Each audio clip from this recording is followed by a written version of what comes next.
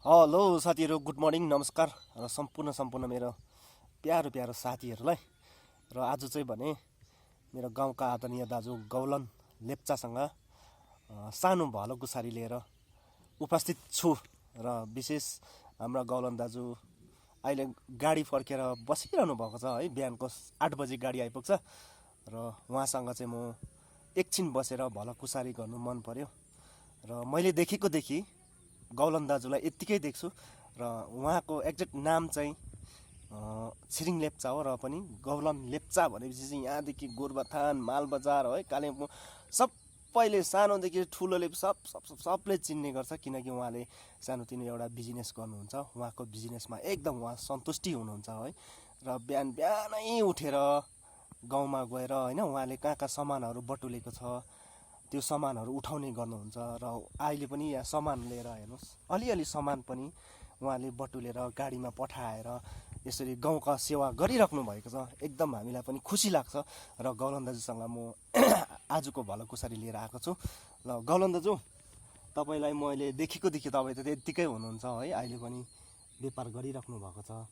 तपाईँले बाबा आमादेखि नै गरिरहनु भएको कि जब बाबा आमा पछाडिदेखि गर्नुभएको तपाईँले यो चाहिँ व्यापार, तपाईँ कस्तो सन्तुष्टि हुनुहुन्छ यसमा?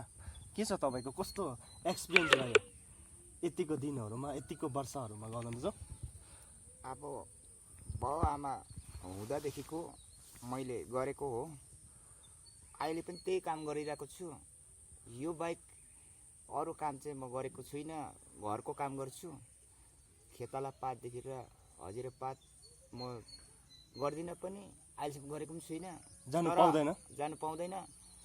र एउटा अम्बल जस्तो हो, यो अम्बल जस्तो चिजलाई चाहिँ मैले त्याग्नु चाहिँ सकेको छुइनँ।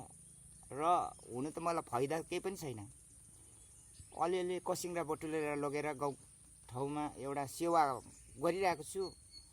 आइन्दादेखि उता अब गौलन छैन भनेदेखिलाई बहुत साह्रो पर्छ यो कसिङ्रा बटुलेर लानुको लागि।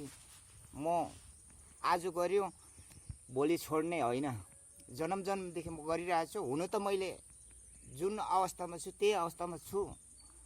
अलिकति मतलब कमाउन सकिनँ। किन भन्दाखेरि अब त्यस्तै कामले गर्दाखेरि मैले अगाडि चाहिँ चढ्नु त सकेको छुइनँ, पछि नै छु। तर अहिले पनि यो एम्बिसन जस्तो भइरहेको छ, काम चाहिँ छोडेको छुइनँ।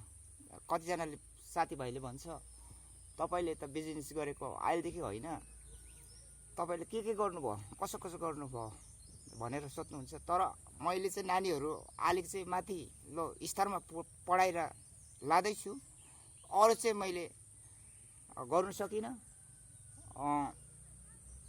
त्यस्तै कारणले मतलब कति तपाईँले कति कमाउनु भयो अहिलेको यति लामो वर्षमा? अब मैले चाहिँ कमाउनु चाहिँ नकमाएको होइन, कमाएकै हो।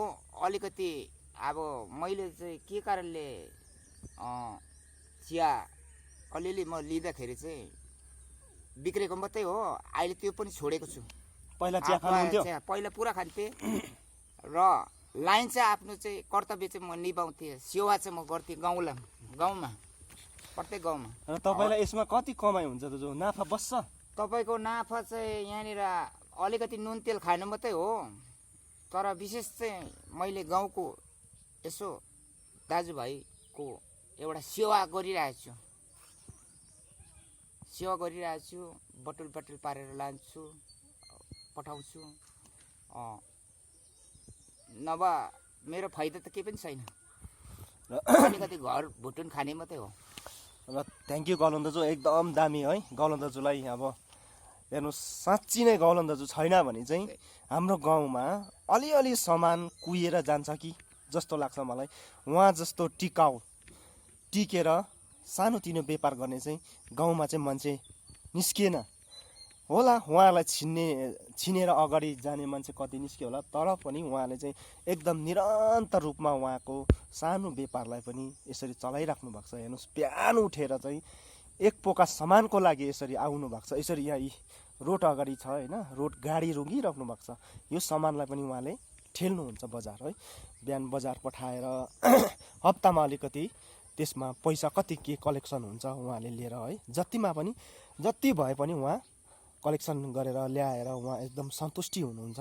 यहाँको अलिकति सामान भए तापनि होइन एकदमै कम्ती कम्ती सामान भए तापनि जस्तै घिउ छुर्पी होइन अलिकति कुच्चो साग मुन्टा इत्यादि इत्यादि अलिअलि हर कुरो उहाँले उठाएर लाने गर्छ र एकदम गाउँमा पनि उहाँ दाजुलाई चाहिँ सम्मान गर्नुपर्छ भन्छु म। ल हवस् त साथीहरू, हेर्दै गर्नुहोस् होइन, यसरी अपडेट ल्याउने बेला बेला म प्रयास गर्छु है त म गौलन दाजुको।